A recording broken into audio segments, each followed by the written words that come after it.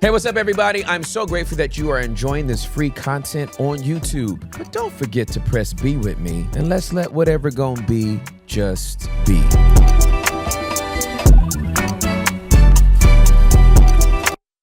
The B-Side app is waiting for you to come home. Peace. Yeah, I learned the game from Charles and Maxie. You can never tax me. Back to back for the pastor that didn't even ask me. Back to back like I am the brother with equal blessings. Back to back like I'm GE 96, 97. Whoa, I wanna see my dwellers really change. That's the reason for switching my freaking lane. Now I'm potting, still saying Yeshua's name. Some of y'all hoping that Timmy will go away. It's 2 years later, homie, where y'all at? Sat up on my couch and made a B-Side app. I'm not sure what it was that really made that happen, but this is what I gotta do. It really made God clap. I mean, whoa. What's up, everybody? I love you and welcome to the Basement Home Edition. I am Tim Ross. Listen, this episode is being sponsored by Tome. I hope you guys are getting a deeper knowledge of what it means to explore Jesus Christ and understand the scriptures from Genesis to Revelation. Tome's making that happen. Download the app because the teachers and the instructors and the content that they have is going to make you a stronger disciple of Jesus. Tome in your home. Make it happen. As you can see, I am legitimately and quite literally in my natural habitat. No cap, no glasses, no shirt, no jeans, no shoes.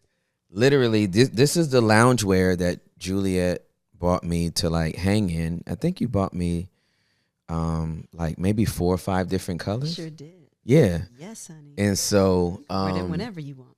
Yeah. Yes, honey. Yeah. So this is the home edition, and literally we wanted to invite you into our home, and I wanted to introduce the basement dwellers to my reason, my seasons, my gift, my love, my best friend, my lover. Yes. And amen. My confidant, my everything. I mean, you're the reason why the basement works. Well, I'm so glad to be here. Thank you. Baby. And welcome, basement dwellers. Yes. To our home. Yes. Now, if anybody is looking like this dude has on like green military loungewear, and his wife is looking like a star.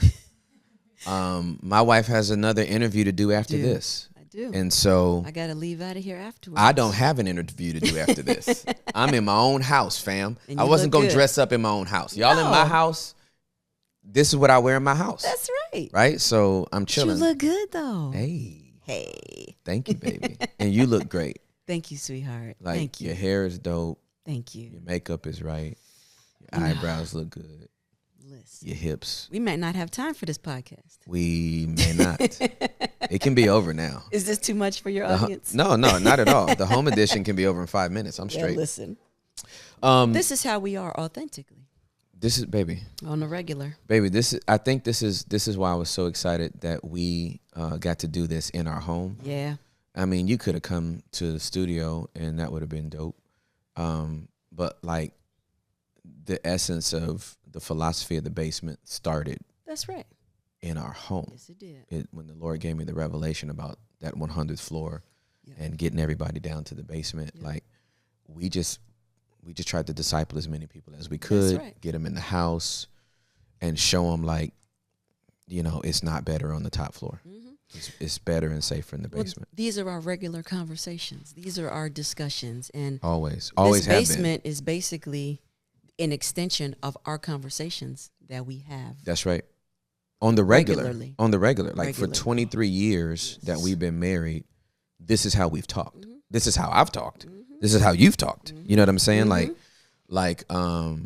And so like for people to be, you know, to get to hear it from you. Because a lot of times I won't just say husbands for wives, but I'll just say married people. When like whoever the prominent one is in the front, right, there's always like a squinting suspicion of like, are they really like that with their spouse? Would their 100%. spouse say the same thing? 100%. Or would their spouse be like, he ain't like that at the house. Right. He's talking about how much he loves me. He's never That's home. right. He loves That's the right. church more than he loves me. So I haven't unfortunate. seen him since the last revival he started. You know what I mean? That's like, the truth. He travels 2 million miles a year preaching the gospel, and we've only been on 8 dates. Yep. So It's a sad truth. please, Mrs. Ross, Yes. tell these people if I'm lying. Yes. There are no I'm about lies. to sit up. There I'm are about to no I'm about to lies post being told. straight up right now. And you can, if I have lied on any podcast since Oh, my we started, goodness. if I have fronted in any way, if I have Oh, been my any, goodness. if I've been disingenuous in any way, Juliette Ross, I will tell you. you have the right to expose me right here, right now as a fraud. Well, here's the truth. Come through with the truth. The one thing is, I do not lie. No, let's. I will not lie. I don't have it in me. Okay. Let me clarify. I want to clarify this. This is because this statement is absolutely true, but there are two. There's an asterisk by it because there's two reasons why my wife will lie. This is true. Okay, because Juliette is not a liar. Okay, No. but she will lie On 2 occasions. on 2 occasions. That's day and night. I only think of you on 2 occasions. Whoa, that's day and night. I'll go for broke if I could be with you. Only you can make it right. Only, I think, 35 and above would know that reference. Yeah, absolutely. Yeah. So, if y'all don't know the deal, Yeah. and if you don't know how to spell deal, Right. then yeah, you're not old enough. So anyway, shout out to everybody old enough to know what that is. What that is. Yeah. But Juliette will lie to cover up a birthday party, surprise party. Yes, I will. She will lie I will- straight to your face. I will blatantly lie. She will look you in your retina and your cornea. that the surprise is superior Oh, absolutely. than the truth in She'll- that moment. Oh yeah, she'll lie. She'll lie to your face. She'll lie to your face. She'll have the most Yeah. extravagant party planned on the inside. Look you dead in your eyeballs in the driveway and be like, "So I guess we're just watching a movie tonight, right?" But the cause is bigger, and I know we're all going to be happy in the end. And if I spoil it, it's just ruins everything. So is it Christmas and birthdays? Yeah, Christmas and birthdays. Christmas That's and what it birthdays. is. That's it. Because if she's painstakingly wrapped a gift and then you guess it, she's gonna look you right in the eye and be like, "That ain't. I would never buy you that. Oh, my You'll never get that from me." So, It makes life more fun that way. but you're not a liar. No, not at all. So keep that energy. So I tell the truth, and the truth, that's the thing. I'm just not going to lie. Period. And so if you say something that's wrong or right, I don't mind correcting. You know what I mean? Yeah. In a gentle way. But yeah, Yeah. I definitely don't mind correcting. Yeah. For sure. So, Well, I so just you have had no lies. I appreciate that. You have had all the truth has been told. Hey, but it wasn't all your truth has been yeah, told. yeah, and it's your truth. Now and in 23 years, that hasn't always been true, And that hasn't always been. That is correct. right? That Like is I grew correct. to be this person. Yes. I did not start off as this person. No, you didn't. I was kind of whack in some areas of my life. Y'all can see my head nod in agreement. Yes. Yeah. So We've been through a lot. Yeah, we have. We've been through a lot, but God is faithful. Yeah, he and is. He's gracious and He's kind. Yep. And at the same time, Tim put in a lot of work. Yep. Right? He did his push-ups. And I found that basement. You found the basement. Right? And so we're here. We here. We here. Yeah, we absolutely And I'm here. super glad. Hey. Hey. All right, so I wanted to talk about like a whole bunch of stuff. Let's go. You hear that sound in the background? I do hear it. It's That's the sound of coffee and chives of being my made. god sister Katie making us chai lattes with oat milk. That's right. How bougie are we right now? Well, maybe right now, in this moment. Oh, we love it. We love it. We love it. That sound is a clarion call for my taste buds to wake up. Although I have to have decaf. It's okay, and I'm gonna join you on the decaf On the decaf experience. That's right. It's so good though. You know what's funny is sometimes there's lots of people that think I'm so serious. Well, because I definitely have my serious moments. Well, 100%. I'm focused. Well, let me say this. I just think strong women are misinterpreted and mislabeled as a whole. You know what I mean? Yeah, for sure. I think most people are so uncomfortable with women who are confident and have strength that they just get labeled as, like, first of all, unfortunately, get labeled as bees.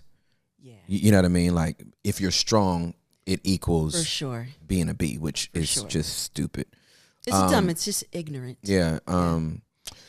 That needs to be corrected, like post haste. And then. Well, now it depends on who's labeling them. It's mostly insecure people who are not confident and have their own self-esteem. For sure. But there's something about strong women that it's almost like expected that a man be strong. Yeah. But when a woman's strong, it's like you're not that. I don't know what to do with any of that. So give it to me one more time. Yeah. Without your chest. Without the chest. G. Gifts. You gave it to me with your neck. I gave it with the neck. I didn't want to emphasize the chest. All right. A. Gifts, aspirations, M. movements, E. and your expectations. And here's why. These are the 4 main empowerment sessions where there's many people out there that really don't know what their gifts are. They have no idea what's inside of them. And some of them may know something that's inside of them, but they don't know how to develop it. Yep. I believe you had a guest on, Felicia Deshay, back a few weeks ago. Yeah. And her podcast was on saying that, she has multiple gifts. Yeah, she does. She's a comedian and an actress and a singer and a preacher and all that. And she'd be a bomb voice actor. Yeah. And how most people, she was saying that a lot of people don't know how to handle all of her gifts and that she had to choose one. But actually, many people have lots of gifts. They just don't know it. Yeah. And so they want to force people to pick the one because maybe that's the only one they know that they have, right? Yeah. And so, but people will always try to limit you because they are limited. Mm-hmm. And so, but no, people have gifts in them that they just really don't know, and it just sometimes takes somebody to pull it out of them. Yeah. And you could just have one gift. Mm-hmm. Great. Maximize the one. Yeah. But don't limit the others who might have more. That's great. And then aspirations. The reason why we're doing this is because there are aspirations and dreams that people have that they want to do. They don't know how to attain it. They don't know how to go about it. Where do I get started? And oftentimes people leave their aspirations literally in their head. Yeah. They leave it there. And it doesn't go past the green light. It's there, and it's at a stop sign. Yep. And why is it at a stop sign? Because of circumstances that say you can't do it. It's too much. Mm-hmm. It's bigger than you. Mm-hmm. Maybe you don't have a support system. Fear of failure. Fear of failure. Lots of things. Fear of success. Fear of success, right? So lots of things give people the stop sign in their head, and so they don't proceed with caution, right? Yep. I think everybody should go the yellow light way. That's how I got you. You did. That's exactly how I got you. The yellow light is safe. Yeah, it is. It means proceed with caution. It doesn't mean stop. Proceed with caution doesn't mean stop. Right? It just means proceed with caution. And if you're afraid of the green, just go through it slowly. Yeah, exactly. You know what I mean? Yeah. And so there's lots of aspirations that people that is aborted because of all these factors that hinder them. Yep. And so we got to be able to bring that out because there's so much life and gift in people that needs to come out that we all need to see. And then movements. What steps are you taking to make it happen? What steps are you doing to get these gifts and these aspirations on the go? Or are you just sitting there? Yeah. Right? And do you know how to take the steps? And then E, expectations, which I love expectations because, so many people have them and then so many people don't anymore.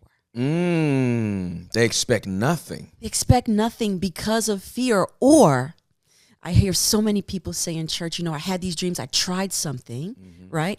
And then it didn't work. It didn't work. And so it is natural human nature to blame.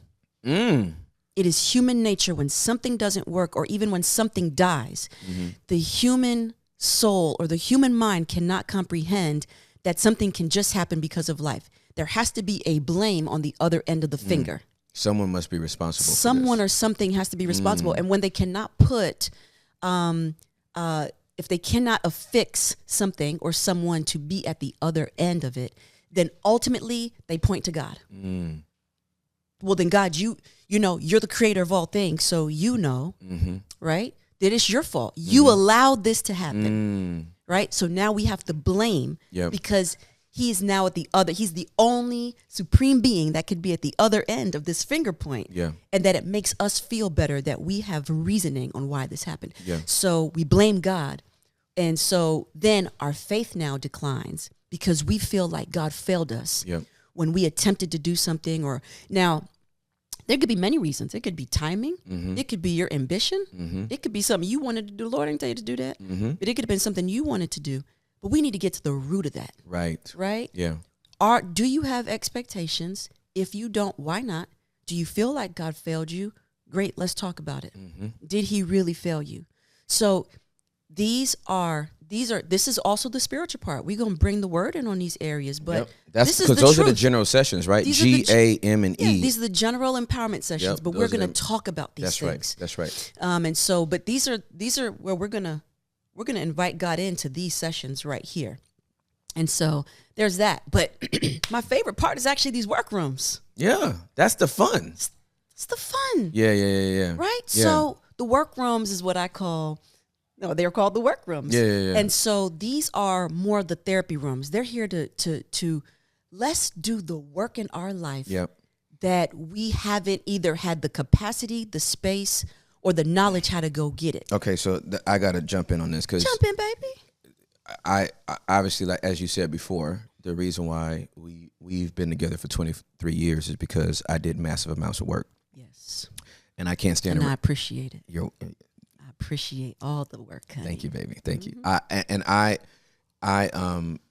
as a result, when you survive trauma and overcome addictive behavior and learn how to manage in healthy ways and do all that kind of stuff, when you've done that much work, you can't be around people. You can't be around people. I was going to say you can't respect people, but that's not the truth. I just can't be around people that are not committed to doing the work. We hate it. Oh, we despise the non-workers of their own personal It makes stuff. me break out in hives. We can handle any situation. I don't care what you tell me you was into. That's right. You could have smoked you can't smoke. You could have snorted 3 lines of Coke. I had lines of Coke and thought, you can't smoke that. That would be crack. But if you snorted 3 lines of Coke, went to church, led praise and worship, left praise and worship, took 11 shots, slept for 3 days, got up, and you're like, I need to change my life. I'm kind of foul. I could love on that person. Here's the person I can't love on. Right. They did 3 lines of Coke. They went and did praise and worship. They did 11 shots. And then I'm like, do you want help? And they're like, yes. And I'm like, so this is what you need to do. And they're like, yeah, no, I'm not going to be able to do all that. Yeah. Then go somewhere else. Then there's nothing I can do for it. Like, you know what I'm saying? Absolutely. Like I'd rather you, like if you started the work and relapse, I can deal with that because I know what it is to relapse. For sure. But I don't know what it is for somebody to be like, yep. I just can't do it because my dad didn't apologize yet. My mom didn't hug me. Yeah. And so till she hugs me, I won't be able to get over myself. Do some push-ups. Yeah. Do some push-ups and get your work done. You are such a Spartan mom. I mean, I don't like. My wife is Leonidas's wife from 300. She's a Spartan mom. I hate excuses. Yeah, no, we I don't. hate excuses on anything. I just don't like it. Own your stuff. Own it. Just own your stuff. Girl. You know what I mean? Do your work. Own your stuff. Mm-hmm. If you're like, I'm not good at this, just say that. Say that. Just say That it. part. Just say that so we part. can go forward. That's right. Listen, it takes time to do things, and it takes time for people to change. So I'm here for the issues. Yeah, for sure. Can I share with you all something that I taught in March? I had to do this ladies' retreat. Yeah. It's a very intimate one, and I loved it. The whole theme of the retreat was about renewal. Mm-hmm. And I know that they thought when I came in there, it was about to be this woo, woo, rah, rah. We about to renew, and this is going to be exciting, and it's about to be very uplifting. And to a small point it was. Mm-hmm. But I had to tell them to renew something takes work. Absolutely. If I wanted to polish this table, guess what? I have to go get things. Yeah. I have to put in the work. I That's have to right. put in the energy. That's I right. got to get materials. Yeah. I got to put some elbow grease. Yes. If I wanted to reupholster and renew this couch, guess what? I have to put in some work. It takes work to renew something. That's right. To polish something. Yeah. So we talked about faith and we talked about renew, and I was tying in the word. Okay, hold on. No? There's some there. No, Okay. no, like. Continue on. But Okay. there's just some, because I see everything in pictures. So, like, I'm just thinking about restoration. I'm about to tell you. Like, I'm looking at it as you're talking. Mm-hmm. Okay, go ahead, girl. Yeah. And so in all of my studies on renew, we had renewed faith, renewed grace, renewed, this and that. And so we took the word renew because in different instances in the Old Testament, it applies differently, right? Mm-hmm. Same thing in the New Testament. Mm-hmm. And faith is also something, faith in the New Testament means time. Okay? Essentially, it just means time. And it means to allow God to lean in, okay, and be closer with you. But sometimes those things take time, okay? And in one of the Old Testament verses, I think it's Samuel, the word renew actually means to renovate. And I put those two together to say the Lord knows that it takes time for you to renovate. And I don't know about you, but I have never seen anybody renovate anything overnight or that just happens over time. Girl. When you have to renovate something, before you even start the process, you have to plan. You have to decide, do I want to keep that? Do I want to throw that away? Wow. Do I want to tear this wall down? Wow. What? And guess what? It takes other things. If we were to renovate this house right now, do you know how much time that would take just to go into the planning? Do you know how much money it would take? You know how much money it would take, right? You know how much things we would have to consider. Do we want to take up this floor? Yeah. Do I know how to take up this floor? If not, okay, now we got to bring in contractors. Yep. How many do we bring in? Yep. And basically what the Lord is saying that... I just want to say. Okay. Renovation is not a one-person project. That's where I'm going. It is not a one-person project. It takes a team. I won't interrupt you. That's okay, honey. You could interrupt me anytime you want. But renovation takes time. And when we renovate our mind and when we renovate our soul, God is gracious enough to us to know that it takes time because we have to renovate by faith. We have to renew by faith. And faith also means time. And God is a God of all knowledge to know that we don't work all things out in our life overnight. Yeah. And that it takes time to renew our mind. Yeah. It takes time to renew things and change things. Yeah. That it is a process for people to turn a corner. Mm-hmm. And so when you are starting to renovate things, people have to take the time to understand that they are about to turn this corner. They're about to make these deep changes. They're about to take these walls down and put these walls up and add this here. And I'm going to have to bring this person in my life. And I'm going to have to add this to my life in order for me to accomplish this work that needs to be done. If I want something renovated to look and be something new, it's going to take more than me to do it. Yep. And the Lord is kind enough to know that renovation takes time and that we need others to help us in the process of change.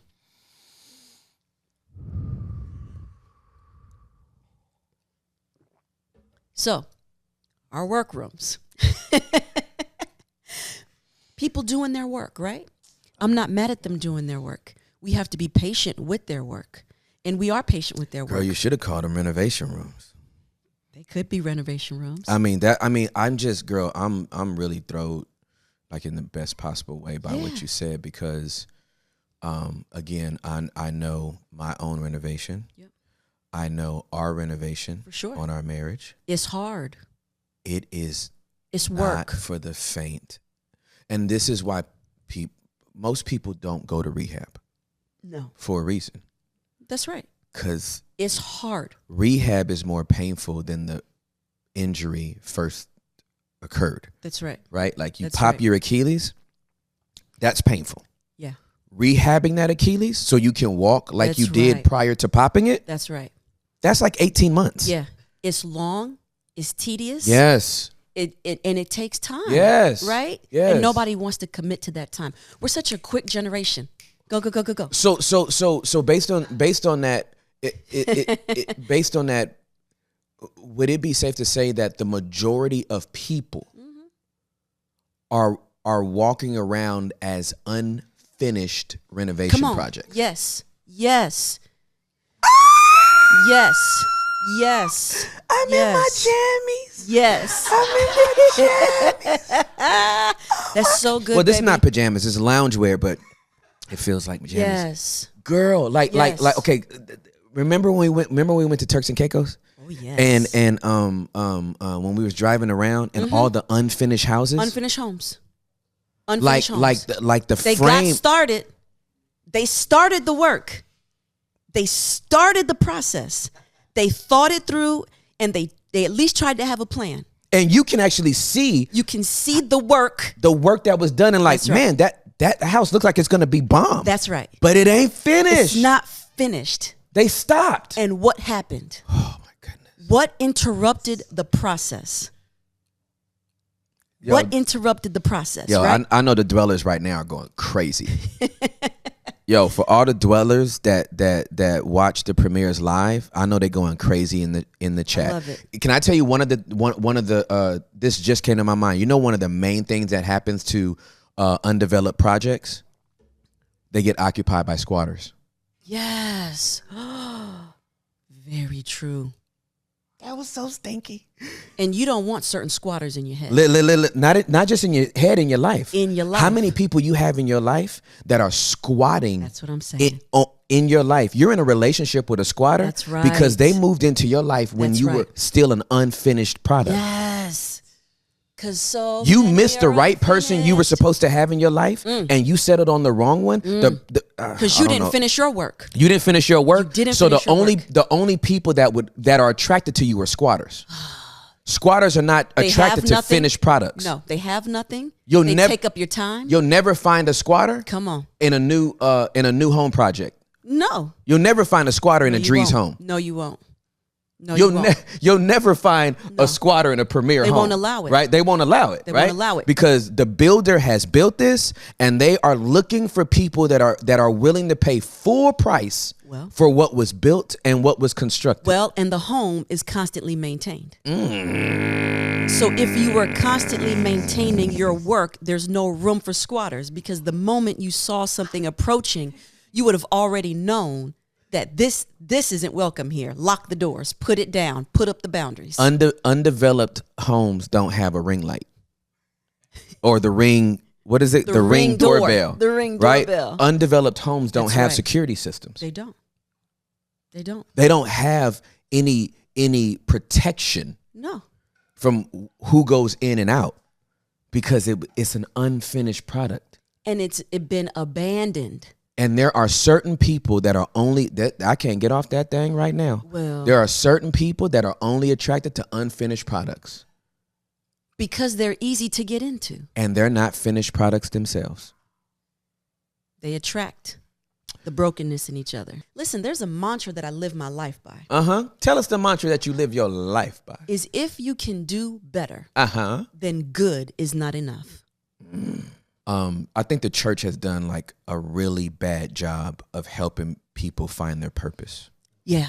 Because we have made work in ministry right to be the end all when like somebody who is like the principal of an independent school district and loves Jesus that's right is already in their purpose. That's right. But it's like, but if I don't do this Bible study on the side and I'm going through ministry class so I can be a preacher, and it's like you're a preaching principal. Go to school.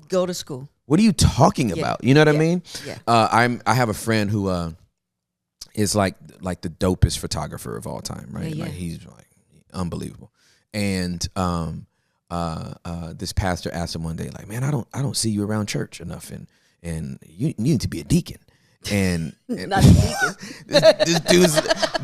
this dude is like one of the most amazing photographers on the planet. Like he do you know how good you have to be? Everybody has this guy has multiple gifts though. Yeah, he's like good at every single thing. It's obnoxious. He does. He's awesome. Every time he posts something on Instagram, I always comment. Do you do the boo? Leave? No, I don't. There's not a boo button. No, Tim would boo I'm not booing him. I celebrate him. No, I celebrate him. You would just be like, I celebrate him, and I tell him, why do you keep coming after me? Yeah, I love it. I'm a one-trick pony. I can't renovate my house. Oh my goodness. And fly to Mount Kilimanjaro and take pictures for the government. I don't know what you want from me, right? Oh my goodness. This guy's like, that guy is told, you need to be a deacon. And so he comes to my office one day, he's like, dude, do I need to be a deacon? Oh. I was like, bruh, you better never. Yes. He is reaching more people with the gospel of Jesus Christ. That's right. Behind that camera. That's right. Than he ever will being somebody's deacon. That's right. And the problem that so many churches have is, oh, thank you, Holy Spirit. Mm-hmm. Ooh. See what happens. See what happens when we get in the house. Yes, baby. Yes. I think too many churches are the hoarders of spiritual gifts. Yes. Okay. Say that again. That was good. Too many churches are the hoarders. Yes, they are. Of spiritual gifts. They see a gift and talent on your life, and they're like, ooh, we need to use that for the kingdom. That's right. And all that boils down to is you producing my crappy Bible study that 11 people are gonna watch. This is trash, fam. We got the best producers. Yes. No one wants your content. You suck. You're not good, right? You know what I'm saying? And it's like, oh man, you have a very creative eye, and I see the paintings that you do, and you got an art gallery in Dallas. You need to paint for Jesus. I am. And it's at the art gallery. That's right. That's right. Downtown. I'm not going to paint during your praise and worship set. Yes. And flip it over so, and then everybody's like, oh, snap, it's the face of Jesus. Yeah. Yeah. Hey, I love that gift. It's really bomb, and it's played. I'm so sorry. To anybody in that space. I love it. Maybe that was too far. But you think that was too far? Well, only because other people have exploited it.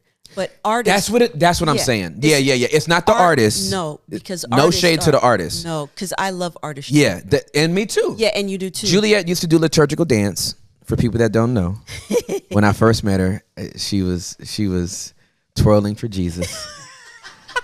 And I'm telling you, she was twirling, not twerking. Yes. Let's be very clear. Yeah. She was twirling for Jesus. She was not twerking for Jesus. And I was doing mime. Yeah. I was doing mime, and I was doing spoken word, and hip hop, rap, and stand-up comedy, all of the stuff. So we love the gifts. I'm grateful you clarified that, because we love the arts. We don't like the exploitation of it. Right. And that's the thing is, stop hoarding spiritual gifts, churches. Well, and I think what's funny is when one church or one maybe common or popular church does one thing, then all the other churches are like, that was cool. I got to have that at my next event. Yeah. And then then they want them to do all the same thing. Now let's find all the artists that do this style of painting. Yeah. And it's like, okay. But they won't support that artist in the public square. Right. Or outside of that event. Yeah. You know what I mean? You paid them to do it on at your church event. Right. Right. And so they turned it over for Jesus. Right. Oh, snap. And it was like Easter. But it's like, are you going to support that person thereafter and following? Yeah, exactly. Are you gonna put their art on display in your foyer? Right. You don't get me started. Right. Right. Are you going to help them sell their art? Is it going to be in your bookstore? Yeah, like what churches are doing with creatives nowadays is actually it's dampening their creativity. Like, okay, I want y'all to speak into this. Like, if I'm wrong on this, let me know. But like, I just feel like churches are stifling the giftings of creators by just trying to relegate what they do to like church stuff. Yes. Can I say something to that really quick? Yeah, for sure. I think they can, and in their own ignorance, they do stifle it, because the mindset of many church leaders is when you do stuff in the church, this is the pinnacle of where you should be. And so because of that mentally limiting mindset, you bring others into that mindset. So if you're not doing something for the church you're here, then you're not really giving God the glory. Yeah. But it's because of their, yes. You see what I mean? Their limited scope. Yeah. So, but the artist themselves has great range, yes, and great scope. Yes. But sometimes there are certain leaders that don't have the bandwidth, spiritual and mental bandwidth and capacity to see the vastness of God, right, and to be able to push out these artists to say, hey, we would love to support you here, yeah, but don't let us limit you, right, to where you can go. Yes. And how can we support you going out? But the Bible says go into all the world. Yes. Not necessarily into all the churches. Right, it says right, go into all the world, and preach the gospel. And however that looks. Yeah, for you. Whatever. For you. Yeah, exactly. You know what I mean? How are you touching people in that world? And if you are creative through art, then guess what? That could be through the art gallery. Yeah. Right? It's relational through conversation. Yeah. Who is this artist? Oh, I don't know, but that painting is phenomenal. Oh, yeah, he's a devout Christian. Oh, yeah, none of his stuff will ever be, or her stuff will ever be derogatory or vulgar, because he stands firm. Yeah. Really? That's very interesting. Right? Now you've sparked a conversation. Yeah, like how dope would it be if Banksy got saved? Right? Imagine Banksy, like literally on fire for Jesus. And we don't know about him because he's only doing paintings for, backwater church. Don't even in say Arkansas. It. Somebody's church is probably named Backwater Church. Please, Jesus, don't let there be a backwater church. Please, Lord. Now you know they're gonna go and Google it. Backwater Church. So I feel like like I don't want to see that spiritual gift. Is there a backwater church? Please, God, don't let there be. There is a Backwater Baptist Church. Oh, no, I'm sorry. It's called Blackwater praise Baptist God. Church. Oh, Blackwater is an undercover military op church for those that are in special forces, tier 1. It's in Virginia Beach. Of course it is. Virginia Beach. That's close to Langley. And that is. Wonderful Bible Teaching Church is the first review. Amen. Okay. All right. But Blackwater and not Backwater. Yeah, praise All God. right. There's no backwater church. You should have said like Backwash Church. See, that would have been better. Nobody really. Hopefully, nobody has a church called Backwash Church. Hey, so I want to. So can y'all speak to that? Like, just like what it is to be a creative, and has it been a struggle to like work with churches? Like, I'm just curious about that. Yeah, no, for me personally, and I think it's one of the saddest things out there is churches can be so caught up about our brand. It's not our brand. Yes, what you're doing, right. it's outside our style. It's outside of our brand. And that has been these boundaries that have been extremely hard for creatives to break through. Yeah. And it's sad because as a creative, I've sat there and been like, I'm sick and tired of churches saying, man, did y'all see what Hillsong did? Did y'all see what Gateway did? Right. Did y'all see what this church did? Right. Let's do our version of That's that. right. Right. Versus- Our boundaried version right. of that. Yes. Right. And like, how do we make this our brand and do our version of that? When it's like, why don't we come up with something that other people are going to be like, hey, did you see what we did? Right. Yeah. Something new and fresh and creative. Exactly. Hey, so I want to, I talked about, the what is said is we want you to use your gifts for the kingdom, right? I know this is gonna stink. Okay. But at the core, it's I want you to use your gifts in my castle. Yes. Then just say that. Because your church isn't the kingdom. If your church is the kingdom, That's right. it's your kingdom, right? Like the church is the kingdom. That's right. The 2 billion people that profess That's Jesus right. as Lord. That's the kingdom. We are all bringing, but like if you think your church is the epitome of the kingdom, you're not representing his kingdom. You're representing your castle. So Now, go ahead. No. I just wanted to ask you too, since you're doing the experience at the conference, you have embassy, you've been in helped a ton of different ministries. How have y'all navigated in empowering creatives, but also still implementing accountability? Yeah. So they're not just loose, but right, absolutely, there is safe lanes to navigate. And how have y'all gone about that? Yeah. So I appreciate you asking that question, because question. I think one of the reasons why so many churches want short leashes is because they're afraid if you're not doing it in church, you're exposed to the world. It's so dangerous. Oh God, you're gonna wind up, out there, and you can wind up on drugs, and you can wind up promiscuous, and you can wind up like turning your back on God and being full of pride and humility and all that kind of stuff. Well, who discipled you? That's right. Can That's you be right. traced back to somebody? That's right. Because everybody we send out from Embassy City Church, we can trace back to us. And they've given us permission to pull that chain if they go rogue. That's right. Or if they start doing some stuff that we've had people at our church that, they're humans. We're all humans, right? Trying to navigate. But we might see something on social media and be like, hey, you need to take that post down. And they're like, but everybody else posted it. I'm like, you ain't everybody else. That's right. You represent this church. That's right. And have I posted something like that? Right. Well, no, you haven't. Well, then you can't post something like that. Right? I'm leading by example. And so, but I never want to stifle people's creativity. And let me tell you something. The majority of people in the last almost 7 years I've been pastoring Embassy City, the majority of the people that we've empowered to do stuff, we haven't found a spot for their gift in the church. Because we're always pushing them out. Well, and what they do doesn't actually fit what we're doing. And I think I think that's where the incongruency is, right? Yeah, It's like, how do we make this fit our brand? Well, I don't fit your brand. Right. So if my creativity intimidates you, Right. you need to find someone who will be very happy And appreciative. drawing with it, coloring within your lines. Right. But I still find this church to be where I'm spiritually fed. My Yeah. kids love the children's ministry. My wife is growing. Yeah. I'm growing, whatever. Yeah.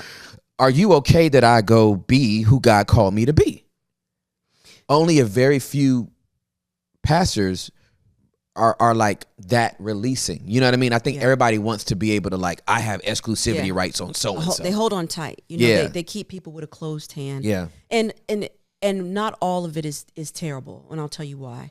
I think, and Tim, you can correct me if I'm wrong, but Tim, I believe, is really honing that point in from those leaders that are very greedy. For sure. And are closed in nature. That's correct. But there are some leaders that are like, you should bring your gift in the house.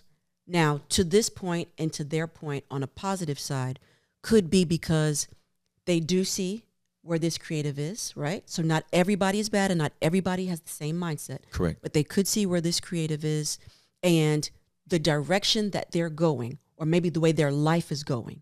If they were to bring themselves and embrace their gift in the church, it would hone in and help them guide and direct their life a bit better. Correct. So there are many people that the pastor has said, hey, come on in and bring your gift in here. And it has realigned their life right back with the Lord and in a right way. Oh, absolutely. But there are others, okay, that they do bring them in and they're greedy. And to your point, Sam, it doesn't fit our brand. It doesn't fit but stay here anyway. Right. So now that's the part right there. It's like, then why are they here? Empower them to go out, or, you know what I mean? Allow them to be free. But creatives are free beings. Right. And so they operate in that free space. Everybody is not like that. Yeah. Right? That's Some correct. people are very strategic, very, they're in their own parameters. And so when you have leaders that are like that, and you try to deal with creatives that are free beings, that's where a conflict can begin to come in, because they want to put the creative in the boundary and in the parameter that they have set for themselves. And so now you begin to hinder. So you have to be able to be a leader that can be open to know how the personality types of creatives are, so that you can better serve them either in your church or not. And if they're not in your church, you can still offer ways to guide them. And I want to clarify that. So dope. It's like, that's the correct way to do it, right? Right. Because if you're a church and you have a brand, you have a vision that you're going towards, and this person is causing issues and stepping out unsubmittedly, then deal with that. Oh, for sure. Absolutely. Absolutely. 100%. And like for the creative, because I've been that insecure creative that's like, oh, they're just trying to keep me down. Yeah. It's like, no, submit to like your authority, submit That's to where right. you're at. That's right. But then have the conversations of, Yes. can we change? Can we adapt? How Right. can we go about the right way Yep. of bringing in new ideas, bringing right. in like a fresh new vision, because Right. it's got to change at some point. That's Yeah. right. That's right. No, that's so good. I think that was like the most beautiful tangent of all time, coming off of those that are finding their purpose. Yes. You know what I mean? Because I feel like Forgot that's where we were. no. I was But I was yeah, tracking you the were whole tracking, time. yeah. But I just felt like that needed to be fleshed out, because I think people are so close to their purpose. They're flirting with it. Yep. But then they think, if I'm not doing it in the church, or if I'm not doing this and preaching, or Yep. I'm only doing this until God opens up my preaching ministry. It's like, you make $250,000 a year doing Right. this. I think Right. that's where God wants you. That's right. What are you talking about? That's I'm waiting right. till my ministry career takes off. It's That like, is it. you, That is it. I think that's it. Right. I'm almost sure. Yeah. Yeah. Take all that degree you have, That's right. and put Jesus in it somewhere as well. It So should come easy to you to do, and provision should follow. yes, I mean, it's It's simple so, as that. that's very true. It's just simple as That is very true. Yeah. I remember when I guess I was mid to late 20s. I was doing stand up, Yep. rapping, and preaching. Yep. There was literally some weekends at a couple of churches where Friday I did rap for the youth ministry. Saturday I did comedy for the singles, and then Sunday I would preach. Like, that would be my 3 days. Yep. So I would rap on Friday, do comedy on Saturday, Yep. and then preach on Sunday. And then one day, the Holy Spirit said, "Hey, I need you to. I know you remember this, but I need you to write down all the money you made this year rapping, all the money you made this year doing stand up, and all the money you made this year preaching." Yep. And I wrote it all down, and then the Holy Spirit said, "Point and tell me where you think I am." Well, what I made preaching outpaced what I did in the other two columns. And I'm like, I guess you're here on the preaching thing, right? That's where the most provision's coming in. Right. And here's what I heard the Holy Spirit say to me specifically. I'm not saying this is everybody, but what he said to me is, I will not let you prosper more in your talent than what I've gifted you Come on. to do. So good. Yeah, you're funny. Mm-hmm. Yeah, you're good at rapping. I think he called me a dope MC. Is what I think. I think that's what he said to Is that me. what he I said? can't quite recall. I think he said I was one of the dopest lyricists of all time. I don't know. It's kind of fuzzy. Details are hazy Right, now. right, It's been right. some years. But he was like, I won't let you I won't let you prosper more there than the gift I gave you. Because you know, in this gift I gave you, you can't do this one without me. That's right. Your talent, oh, That's yeah, right. You're And naturally funny. You're Yeah. naturally witty. But you depend on me here with the preaching. And with your preaching, he's incorporated all those gifts therein. I use them all You use them anyway. all in. They're not isolated. They're not. He It's just incorporated. He just mashed turned it up for you. He just turned it into a Like nice an avocado mash. Ooh. Just mashed it all up. I'm a Southern California. Cilantro, lime, pepper, salt. Listen, I am from Southern California. I was born and raised in Inglewood, California. Come on, and lived in LA and some suburbs as my parents kept trying to get further out to get us out of the hood. But I'm low key Mexican. I don't think you can be born in Southern California and not be Mexican. I will eat an avocado off a tree like it's an apple. Come on. I'm talking, I'll pluck it off the tree, bite straight through the rind, and just start grubbing it up. Like I saw all my Mexican friends do in the neighborhood life. So you say avocado and my life changes. It's a mashup. But it's a good mashup. Maravilloso is what it is. Is that what it is? Maravilloso. Come on, speak that Spanish. Te amo mucho, mami. Thank you, baby. Sorry, basement dwellers. This is what happens when you're in the home. Well, you gotta still parent. Our kids are homeschooled, so Nathan, that's great. what that is. How are you, son? Are we being successful up there? I was my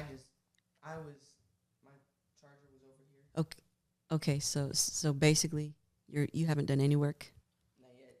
Okay, that's unacceptable. You can Is this find your charger right here? Yes, that is actually. Yeah. Okay. Let's get that, and you can fit through there. And let's go be great, son. Okay. No naps, no excuses. Appreciate your whole soul. Thank you kindly. Thank you again, basement dwellers, for allowing us to be parents. Hey, y'all in our house. Yeah. Nobody tell you to come in here. But you are invited. If so you that watching, is okay. like you wanted to be here, it's okay. Like this is not like no, you know what I mean? Like set it up no. and put on like you know. It's like I'm at home. Like you're at home. Juliette brought me this outfit because she said when you're home, I like to see that home. you're home. Yeah. Like when I have on clothes that are like jeans, like and, work clothes. like Juliette would be like, "Where are you going?" And the kids would be like, "Where are you going?" Because like these outfits now symbolize he's home. Yeah, you know, before when he was What's working up, Silas? as a It's my nephew. Let me see. He was pastoring. I think it was probably before Embassy. And Gateway? Yes. Okay. And so he was at Gateway and the PH. And Patterson. Yeah. And he would come home and he'd be in his suit, you know, so it was definitely possible you had your suit Potter's on. house. Yeah, so he'd be in his suit. We had to dress like we were going to a winter formal every week. This was a long time ago. No cummerbund, though. And that was the dress attire for the church, just a regular suit. And he would come home and he would like kind of be in his suit, and then he would say something to me, and I'd be like, whoa. Not your employee. Right? Like, because his tone would be like, hey, like order instructions, like, whoa, no, hold on. You know, like you're home now. Right? I hadn't seen you all day. Right? So we got to change some things. And so sometimes your clothes, your attire, it makes you feel like you're in a certain space. You know what I mean? And so we had to switch that. And it was like, baby, when you come home, change your clothes right away. And he was like, babe, I just need 30 minutes to decompress. No problem. Right? So when he would come home, the first thing he does is just go straight to the back and he would change his clothes and take whatever time. I said, take whatever time you need. But when you come out, you are home. Yeah. Right? Yeah. And so that works for us, right? So he takes whatever time. And when he comes out, we know that he has washed away the day. Yeah. He has filtered out everything. And so he can be present in our family dynamic. Yep. And so that the work dynamic is not the family dynamic. That's exactly 'Cause that's right. two different things. And Yeah. so many people, they bring their work home.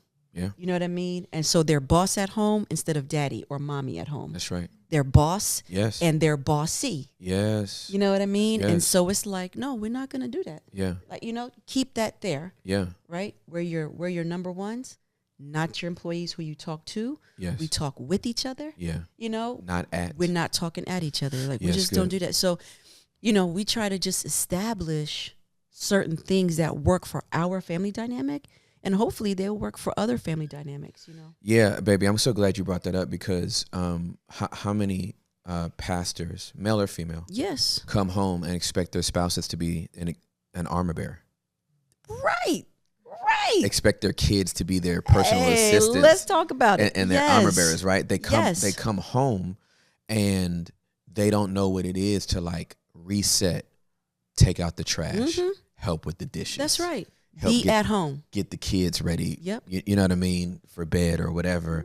And because when they go to church, they're so catered to that when they come home, they're not catered to in the same way. Right. And I'm not a caterer. Yeah.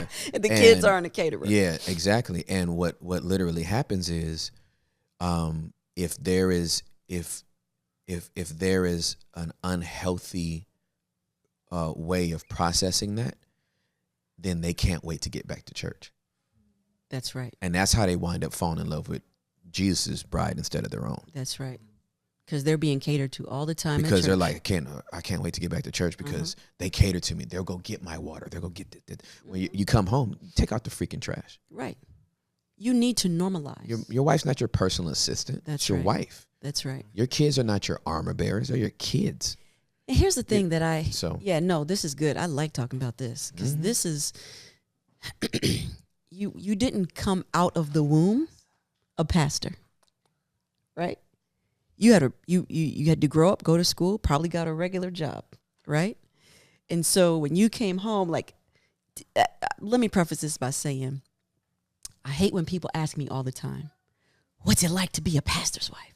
Ooh. Oh, I can't stand Red alert. it. Red alert. You've been warned. Oh, I cannot Don't ever ask my wife it. that question. Oh, it's the worst. Here It's comes the clap back. dumbest question on In the planet. 3, 2, 1. Get him. Nobody ever asked me that question when he was a customer service agent. How does it feel to be a customer service agent's wife? How does it feel to be a postal worker's wife?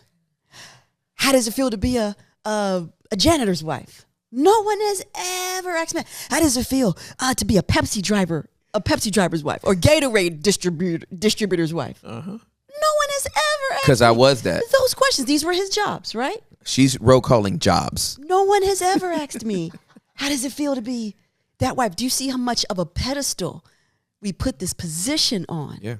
That now this wife's role is this expected place. And that now, how should I feel? But I married Tim. Say it with your chest. Do you want me to? Yeah. I married Tim. Yeah. No, Okay. I felt that. I married Timothy Charles Ross. No job, no car. He did not have a job or a car. That's big facts, yo. He didn't have anything at the time. You all know him now as Pastor Tim and all of this, and this great orator, speaker, and this great communicator. But I've been with him way before any of that, right? We grew together. And when we put people on Makes me these emotional. pedestals of what is it feels to be a pastor's wife, I'd prefer, how does it feel to be Tim's wife? If you need to ask that. And you all would want to ask that because you all have grown to love this popular person, right? So you know him from one aspect. Yep. But I have had the privilege to know him when there was nothing of him that one would say required to be known. Or maybe you would think he wasn't as popular then. And so how does it feel to be Tim's wife? Well, now that's a whole nother loaded question, right? Yeah. But the answer is, it's a privilege, and it's always been a privilege because I knew from the day I married him that this was a God-ordained marriage. That's why it's a privilege, because we were in God's will. Now, has it always been perfect? The Lord knows, absolutely not. But are we in God's will? Yes. And so it is the privilege to be with him. Does that make sense? Right? Yeah. And so I will spend the rest of my life trying to change a generational mindset of what does it feel to be a pastor's wife? Nothing. It's the same as it was. We've been in this marriage together for a long time. Yep. And so I'm not going to perpetuate the mindset of putting these roles on a pedestal, right? In which anybody can fall off. Anybody. I'm married to a human. Yep. I'm married to a human, and he's married to a human, and we work together to make this God's union work. Yeah, for sure. And so, yeah, we got to just start changing the way we do things and we say things, because it's just ignorant, right? It's just ignorant. We don't know that. It's just learned behavior. You know, I can't think about our origin story and not get emotional. And I know. you prayed for somebody that would cry. I did. And And I got him. And then I'm like, you cry so much. Yeah. Why are you crying all the time? And he's like, She you said- prayed for it. I'm Yeah. like, I guess I did. she was like, yeah, but I didn't know it was this much. Yeah. But- I don't cry as much. I'm not very, I mean, it would take, you know. It takes a lot. Takes a move of the Holy Spirit. I mean, he'd have to sit in here and I'm like, oh. But other than that, yeah. No, but when we got married, when we started dating, you know, I had just moved here from California. I didn't know nobody. It was kind of hard, you know, when you transition at any point in life, it's like major. When you move to a different state, that's major. Yeah. And you know, I'm trying to figure stuff out. I'm like super young. I know I have a call on my life. I don't know what it's supposed to do. You came for a conference. I came for a conference and wound up moving here. You know what I mean? And so moved here in June of '97, and I meet Juliette. I laid eyes on her February of '98, and I said hi to her in April of '98. And I just watched her for 2 months. I didn't stalk her, but I did watch her for 2 months. Just like who does she rock with? Like, what kind of girl she hang around? And she was carrying a big old Dakes Bible. Come on, When she was 18 years old, like a Dakes Bible that has like 100,000 hours of study notes in it. I'm like, poser. She's not reading that. And she was. Because she gave her life to Jesus when she was 9. So I'm like, and so, you know, I laid eyes on her in February. I said hi to her in April. I told her I liked her in May. I told her I was in love with her in June. And then I proposed to her in July. This is all big facts. Yeah, this was all 1998. Yeah. But yo, I didn't have a job or a car when I got with you. And she was working at a bank, and she's always been fine and beautiful. And so she was a commercial teller. And there was guys with big bank accounts depositing big fat checks in the commercial line trying to get her to go out. And I'm picking her up in a Dolly Madison donut truck. I don't know if you'll remember the Dolly Madison's donut trucks. It looks like the UPS truck, but Yeah. it's just Got donuts around them. Donuts around them. But that's not what was even in the truck. No. It was Gatorade. Yep, Gatorade. Because it's when Gatorades first came out with vending machines, and I was Vending machine filler. Yeah, I was like, if you saw a Gatorade machine in 1998 that was in the DFW Metroplex, I filled it. Yep. Not like me and like 3 other I filled wherever it was. Yep. I filled it up. Okay. And so I had to take all the dollars and the cash and coin out of it, blah, blah, blah. And then I would go pick up. We'd go on dates in the Dolly Madison. I go pick her up at it was Bank One before it's Chase. I am a mess. Did not see this coming. But I go pick her up at Sweet. at Bank One in the donut truck. And that, you know, if you've seen a UPS truck, there's only one seat in there. Yeah. And I'd literally stack up the Gatorade boxes Gatorade boxes. to make a seat for me. She'd come out in her little skirt and her little heels, and she would sit on the Gatorade boxes No seatbelt. and just put her foot up on the dashboard so she wouldn't fly through it. You know what I'm saying? Like when I came to a stop, We're just trying not to die. and we would go to super salad, Yep. and I was given a little stipend out of the money, so I paid for the meal with all dollar bills from thank you, baby. I paid for the meal with all dollar bills from the cash and coin we got from the Gatorade boxes, and we'd have our little date. I'd take her back and drop her off, and she would, and that was it. That was it. I did that all the time. That was my vehicle because they let me keep the vehicle overnight because of how early I had to start. So Wednesday night Bible studies at Potter's house back then, that's what I would drive to church. Yep. And the parking lot crew would clown me. Yep. Like, oh, yep, they sure fool, would. You driving up here in a donut truck? Like, who? So sometimes the brakes worked, sometimes it didn't. Brakes went out. It didn't have any AC in the winter. It didn't have any heat. Freezing in the winter. Yeah, it had no heat in the summer. No, hot. They wouldn't fix it. Nope. It was a crappy situation. Anyway, but so it was a job that provided.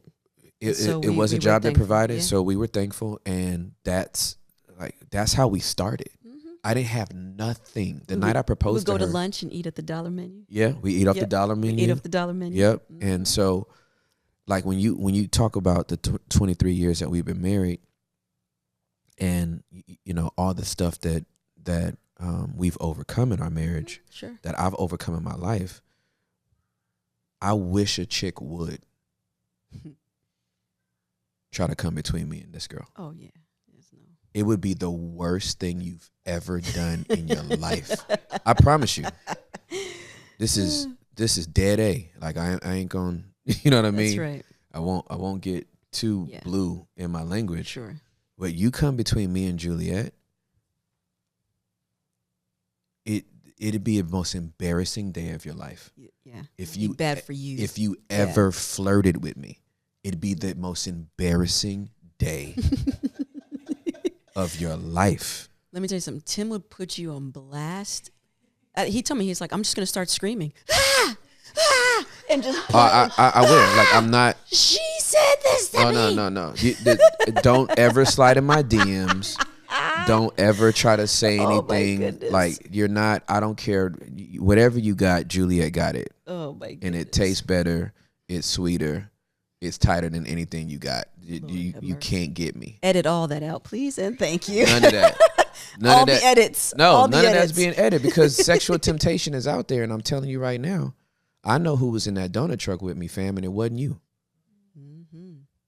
That's right. So I'm just putting everybody on notice now. Like this is like a new space that we're in. Yeah. This podcast, like God's blessing this podcast. Oh, yes. A lot of new people are gonna find me. I wish you would. I'm looking right in the camera, fool. I wish you would. Don't play yourself. No. Don't come for me. No. Because I know who was in that donut truck. I know who ate off that dollar menu with me. I know who took me to the place that I proposed to them. Juliette drove me to the place I proposed to her.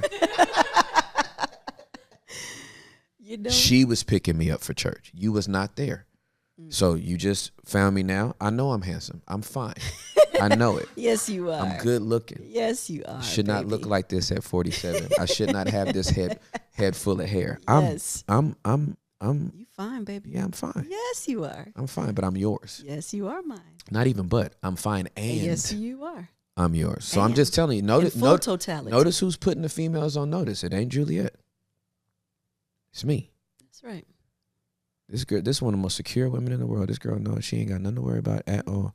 But I'm just putting everybody on notice now. Like, I guess I got to put men on notice too, because it's 2022 and people are got DLs, download dudes, and all that kind of stuff. I ain't on the download. I don't want no dudes. I don't want no girls. None of it. I got Juliette. She is Alpha and Omega. I'll take care of all the things. She does take care. Take care of all the things. Hey, one of the episodes. It won't be this one, but one of the episodes we got to talk about Cleveland love. Oh yeah. Yeah, we won't talk about it now. Yeah. Oh. I know that's gonna make everybody mad. That's like they're gonna be like, "What is he talking about?" Yes. OMG. We'll talk about that. We'll talk about that another time. But I love you. That means he wants me back. Yeah, that must be an invitation to come back. I'm here for it. It is. I'm here for it. Baby, I love you so much. I love you. I love you. I'm so proud of you. Thank you, sweet man. All right, love you guys. I hope you have a great day. Peace. Bye. Yeah, I learned the game from Charles and Maxie. You can never tax me. Back to back for the pastor that didn't even ask me. Back to back like I am the brother with equal blessings. Back to back like I'm GE 96, 97. Whoa, I wanna see my dwellers really change. That's the reason for switching my freaking lane.